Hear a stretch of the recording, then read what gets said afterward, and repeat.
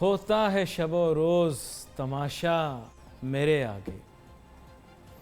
मैं एहतसाब के अमल के मुतल्लिक ज़्यादा बात तो नहीं करना चाह रहा, लेकिन या तो बहुत मोटे सुराख का जाल बिछाया गया है, छोटी मछलियाँ उसमें से भाग जाती हैं, या शायद इतना बारीक सुराख वाला जाल है और शायद नाजुक भी है कि बड़ी मछली उसमें पकड़ी नहीं जा सकती। अगर बड़ी मछली जाल में आ भी जाए तो उसे छुड़ाना पड़ता है, वरना जाल फट जाएगा, चिर जाएगा और मज़ीद इस काबिल नहीं रहेगा कि किसी को पकड़ सके। जो कुछ मैं देख रहा हूँ इस तमाशे पर अपना तज़िया नहीं देना चाहूँगा, क्योंकि 2-3 दिन से आप देख रहे होंगे कि अवाम का ध्यान बटाने के लिए हुकूमत जो है वो तब्दील कर रही पैंतरे अपने।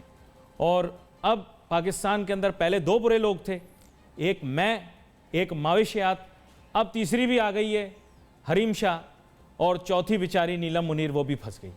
तो हम 4 लोग बुरे हैं, बाकी पूरे पाकिस्तान के अमाल ऐसे कि डायरेक्ट जन्नत में जाएंगे बगैर वीज़े पासपोर्ट के, ठीक है।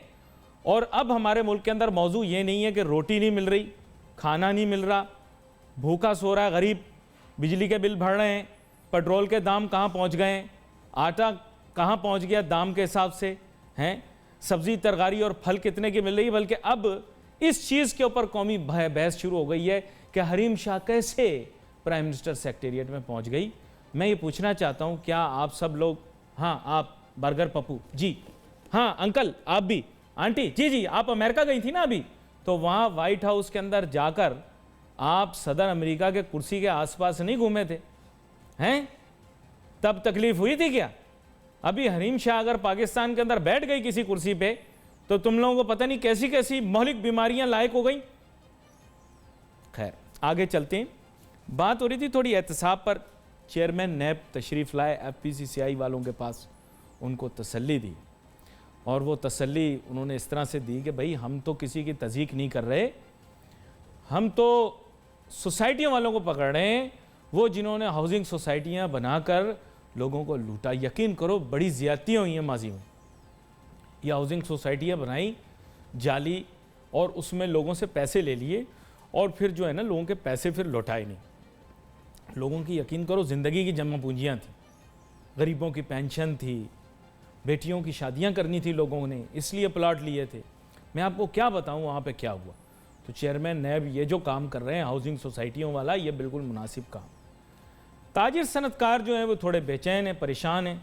ज़ाहिरी बात है, नैब वाले, नैब का किसी को भी टेलीफोन आए तो वो एकदम खौफज़दा हो जाता है कि यार नैब से टेलीफोन आ गया, पता नहीं नैब वाले क्या कहेंगे, क्या करेंगे मेरे साथ। और आपको पता है दूसरी तरफ इतना सख्त एहतसाब रहा है माजी के अंदर, अब वो सिलसिला भी शुरू हुआ है। आपको पता है नवाज शरीफ साहब की तबीयत भी नासाज हो गई। मैं उनकी सेहत के लिए दुआ करता हूँ। मेरे से ज़्यादा इमरान खान साहब इस वक्त उनकी सेहत के लिए दुआ कर रहे हैं। मेरे ख्याल से तो मरियम साहिबा से भी ज़्यादा इमरान खान साहब उनकी सेहत के लिए दुआ कर रहे हैं। और मेरे ख्याल से ये मामला भी मेरे ख्याल अगले दिनों के अंदर हल हो जाएगा। वो खैर व आफ़ियत के साथ किसी दूसरे मुल्क तशरीफ़ ले जाएंगे। लेकिन ये मैं नाजरीन को बताता चलूँ कि ये सब कुछ मुमकिन होगा 31 तारीख के बाद। जी जी जी, सॉरी क्या करूँ, मुँह से निकल जाता है। मैंने एक बिल्ली इस्लामाबाद में छोड़ी हुई है, उसने बताया हुआ है हम एयर टाइट और फुल प्रूफ प्लान बना रहे हैं, तो ज़ाहिर बात है वो जाएंगे बाहर अपने इलाज के लिए, लेकिन 31 तारीख के बाद मुतवक्की है।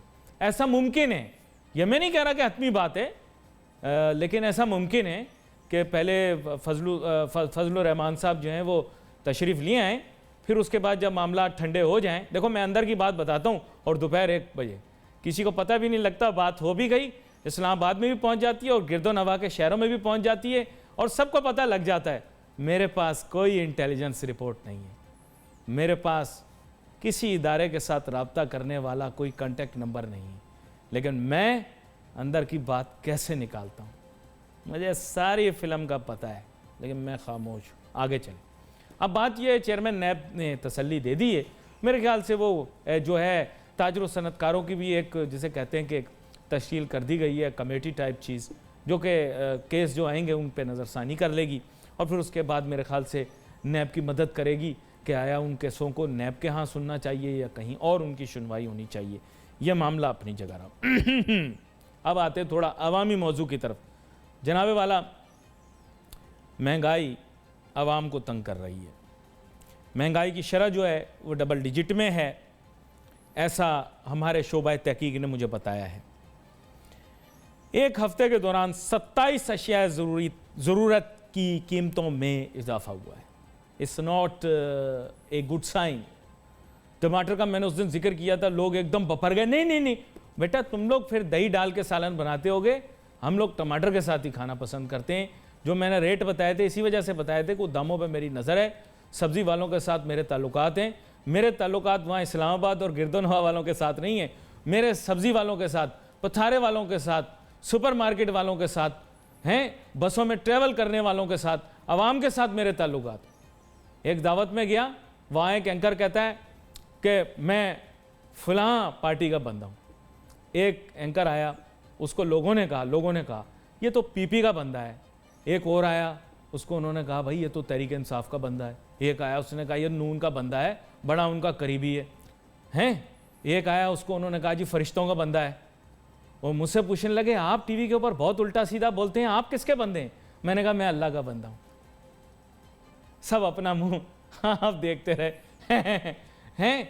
भाई मैं आपको बता रहा हूँ बात कि ये जो वाबस्तगियाँ हैं इनसे आगे बढ़ के ज़रा आवाम के बारे में सोचो यार। आवाम रुल रही है, आवाम परेशान हो रही है, ज़रा आवाम के मसले हल कर दो। ये बंदे छोड़ने, बाहर भेजने ना भेजने से कोई फ़र्क नहीं पड़ेगा। वक्त टिक टॉक चलता जा रहा। टिक टॉक, हाँ मतलब वक्त चलता जा रहा है और वक्त आपका किसी वक्त भी ख़त्म हो सकता है। बेहतर ये है कि अवाम जो है ना वो इस वक्त दुनियावी जमहूरियत के अंदर उनके पास ये इक़्तिदार होना चाहिए मुंतकिल, और उनके मुफादात को सामने रखते हुए पॉलिसियाँ बनाएं। महंगाई को ख़त्म करने के लिए जल्द से जल्द इक़दाम लें। कोई धरना आपको ख़राब नहीं कर सकता, ना नून लीग आपको हटा सकती है, ना पीपल पार्टी। अगर आप अवाम के मुफादात को सामने रखेंगे। आपने फिर बिजली बढ़ाने का जो फैसला कर रहे हैं या करने वाले हैं, ये अवाम के लिए बड़ा नुकसानदेह होगा। सर आप प्लीज़ मेरी बात सुने और प्रिंसिपल इंफॉर्मेशन ऑफिसर ऊपर तक बात पहुँचाओ। मैं कल एंकरों और मारूफ तज्जियाकारों की मीटिंग में नहीं था, लेकिन बात मेरी इमरान खान वजीर आजम सुनता है, यह मैं बता दूं। जब वो नहीं सुनता तो मैं व्हाट्सएप के जरिए वहां पहुंचाता हूं, मेरी बात वहां पहुंच जाती है।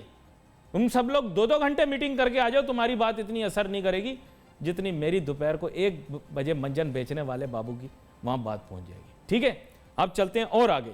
Stock exchange, world best performing stock exchange.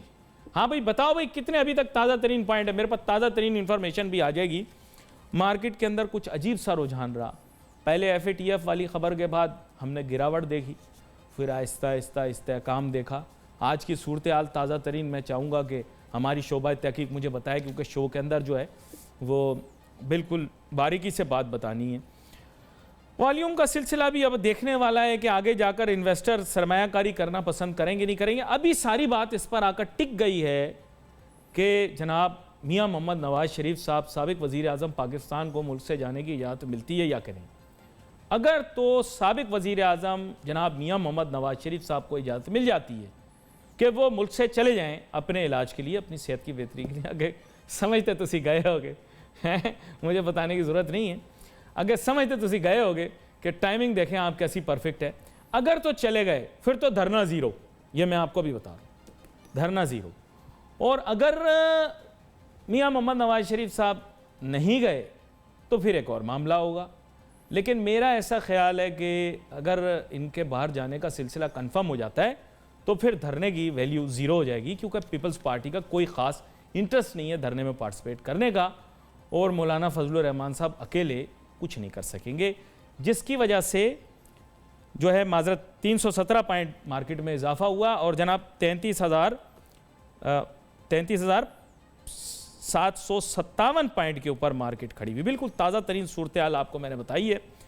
तो ये कुछ आप ऐसे कह सकते हैं कि कुछ मस्बत रुझान देखने में आ रहा है। ये सारा मस्बत रुझान इस वजह से क्योंकि ख़बर गर्म है इस वक्त के नवाज शरीफ साहब जो हैं उनको बाहर जाने की इजाज़त मिल जाएगी। अगर तो मिल गई, उनकी बुरी सेहत की वजह से बेहतरी आए उनकी सेहत के अंदर, तो इसके माने ये है कि फिर धरना ज़ीरो तो फिर इन्वेस्टमेंट क्लाइमेट मुनासिब हो जाएगा, ऐसा मेरा ख्याल है। क्योंकि इन्वेस्टमेंट क्लाइमेट इसलिए जो है वो बैलेंस हो जाएगा क्योंकि लोगों के जहन में जो खदशात हैं वजह से हैं कि कहीं धरना हुआ तो मईशत के ऊपर बुरे असरात मुरतब होंगे और वो स्टॉक एक्सचेंज में हमें दिखाई देगा। नाजरीन, इसी के साथ हमारे प्रोग्राम का वक्त ख़त्म हुआ चाहता है। We wait for message on Facebook. यहाँ पे अली नासिर हमारी टीम को याद दीजिए। अल्लाह हाफिज़।